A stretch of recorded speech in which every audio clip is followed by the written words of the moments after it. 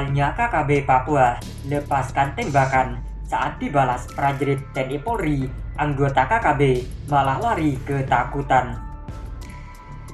Sampai saat ini KKB Papua terus bergolak. Pada Kamis, mereka melancarkan aksi secara tak terduga. Sekitar pukul 13.30 WIT, kelompok separatis itu menembak secara membabi buta ke arah masyarakat yang sedang berkumpul di Kampung Kago.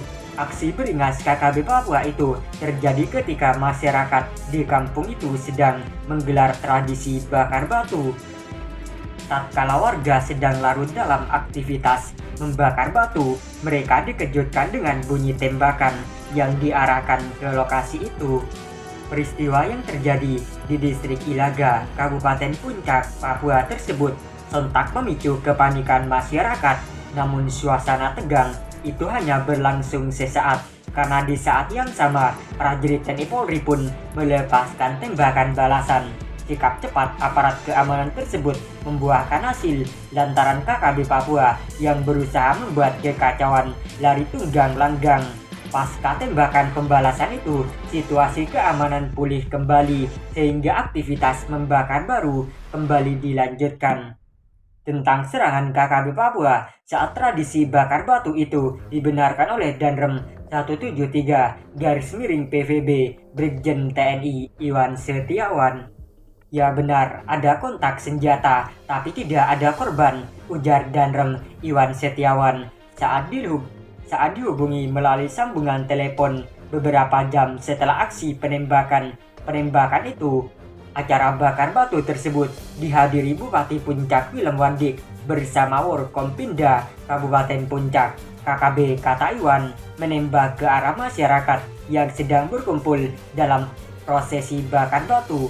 Aparat keamanan yang berjaga di lokasi acara pun membalas tembakan itu, namun kelompok itu kabur ketika aparat keamanan membalas tembakan.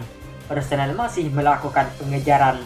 Kata dia, Iwan belum bisa memastikan kelompok mana yang melakukan penembakan. Kemungkinan yang mengganggu adalah kelompok Lakaga Telenggen atau kelompok Terimayu yang berada di sekitar Muara, kata Iwan. TNI kembali terlibat kontak senjata dengan kelompok kriminal bersenjata KKB terjadi di distrik Kenyam, Kabupaten Nduga, Papua. Baku tembak antara TNI dengan KKB itu berlangsung pada Selasa. Insiden itu berawal saat sejumlah personel TNI hendak mengirimkan logistik menggunakan helikopter.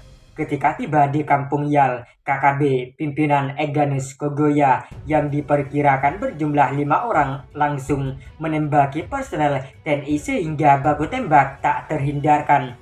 Setelah sejumlah personel lainnya datang ke lokasi kejadian, para pelaku kemudian melarikan diri ke dalam hutan. Ya benar, itu kelompoknya Eganus, kata Pangdam 18 Cendrawasih Maijen Ignatius Yogo Triyono melalui pesan singkat.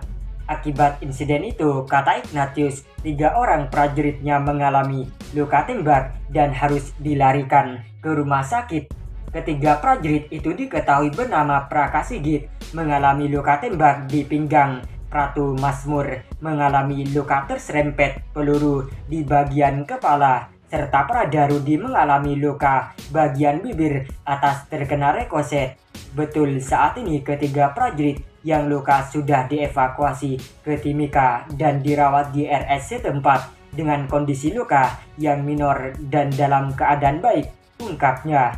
Kapolda Papua Irjen Pol Matius Fahiri mengatakan gangguan keamanan yang dilakukan kelompok kriminal bersenjata KKB di Papua terus meningkat.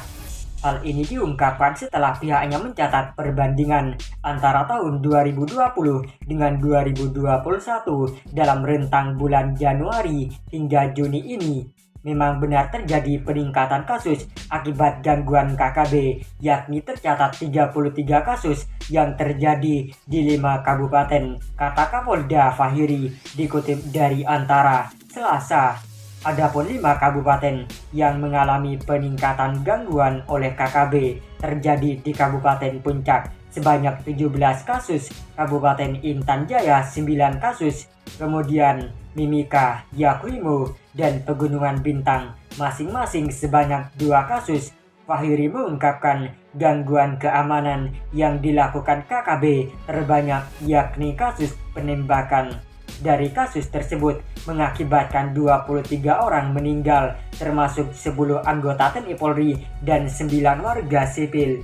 Sedangkan anggota KKB yang tewas tercatat 4 orang, tutur Irjen Fahiri.